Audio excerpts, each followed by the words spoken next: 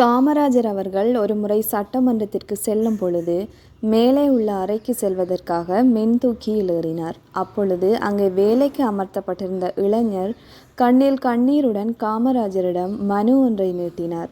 மனுவை வாங்கி பையில் வைத்துவிட்டு அவரிடம் என்னவென்று வினவினார். அந்த இளைஞன், தொழில்துறையிலிருந்து அரசாணை ஒன்று வந்திருக்கின்றது. அதில் 10ஆம் வகுப்பிற்கு குறைவாக படித்தவர்கள் இங்கு பணிபுரிய அனுமதி இல்லை என்று குறிப்பிட்டிருந்தது என்றான். அவனின் வலியறிந்த காமராஜர் சட்டமன்றத்தில் நுழைந்ததும் கூறியது, ஏழைகளின் வயிற்றில் அடிக்கும் அரசாணையை பிறப்பித்தது யார்? பொத்தானை அழுத்தினால் மேலே போகிறது, பொத்தானை அழுத்தினால் கீழே வருகிறது. இதற்கு எதுக்கு 10வது படிக்க வேண்டும்? அவனாவது 8ஆம் வகுப்பு வரை படித்துள்ளான். ஆனால் நான் அது கூட படிக்கவில்லையே. அப்படியென்றால் எனக்கு மின்தூக்கியை துடைக்கும் வேலை கூட கிடைக்காதே என்றாராம்.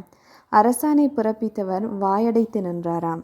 தன்னை இகழ்ந்து பிறரை உயர்த்தி காட்டுகிறவனே உயர்ந்து நிற்கின்றான்.